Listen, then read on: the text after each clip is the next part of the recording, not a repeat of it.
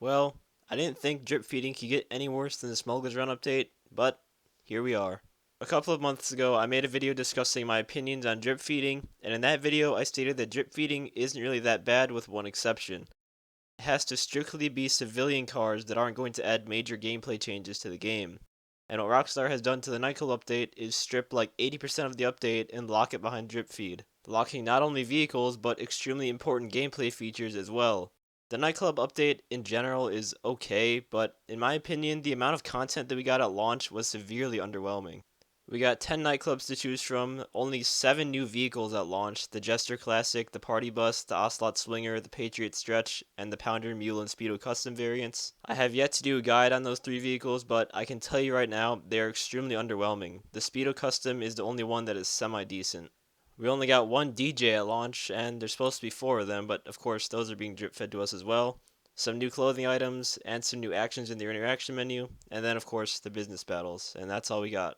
Now let's go over what is set aside for drip feeding. So starting out with general gameplay elements that were stripped for the drip feed. The other 3 DJs, like I just mentioned, the Tale of Us, Dixon, and the Black Madonna, those are all coming out in the weeks ahead. With each DJ brings a new setup mission that you have to complete before having that DJ come to your club. Even the brand new radio station was taken out to be released a week later for drip feed. And now getting into the unique vehicles that are saved for the drip feed. On the Warstock website, we have the B11 Strikeforce, which is based off of the A10 Thunderbolt, a plane that people have been requesting for a while now, and it looks insanely fun and useful, but of course it's locked away behind drip feed and we probably won't see it for another 3 weeks. Next we have the Oppressor Mark II, which is a flying bike with a jet engine. Again, it looks like it could be really fun to fly around in, and it's locked away behind drip feed. The Scramjet is a car that can jump like the Runa 2000 and boost like the Rocket Voltic, which sounds extremely fun, and it's going to be drip feed as well, so you probably won't see that car for another 2 months. The Menacer looks like a hybrid between the Insurgent and the Night Shark, and this one looks to be the last one to release on Warstock. But most importantly, the Terabyte Truck is locked behind drip feed. This truck is an MOC-like vehicle with a brand new interior, an introduction with dialogue lines, drones that you can fly, and an anti-air turret that can lock onto 5 vehicles at once. And that's not to mention the brand new hacking missions that it comes with, and the ability to start source missions from anywhere on the map from the back of the truck. It's going to be released alongside the Oppressor Mark II, probably in a couple of months because they're trying to drip feed until Red Dead Redemption 2 comes out in October.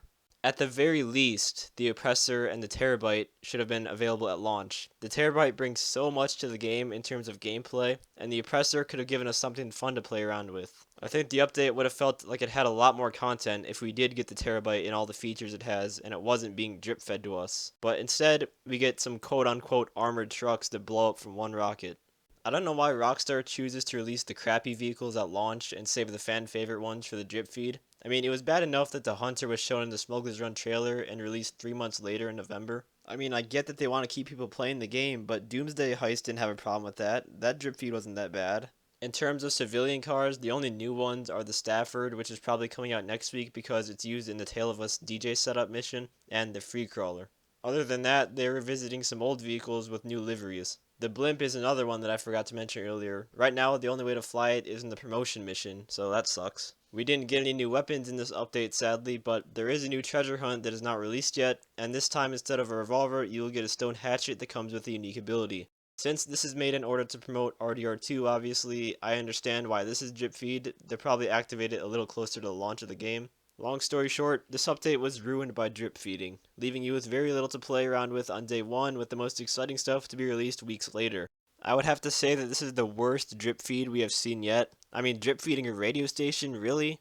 Like I said, I'm completely fine with them drip feeding regular civilian cars that aren't going to massively change the game or add anything new and unique to gameplay.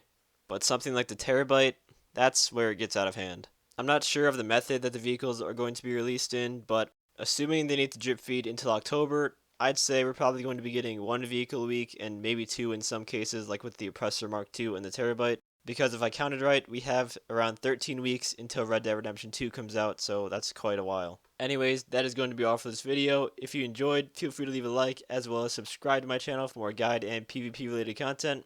Let me know your thoughts in the comments. Do you guys agree with me? Do you disagree? I will have a link to a video showcasing gameplay of the unreleased vehicles in the description if you guys are curious. And as always, thanks for watching and have a great day.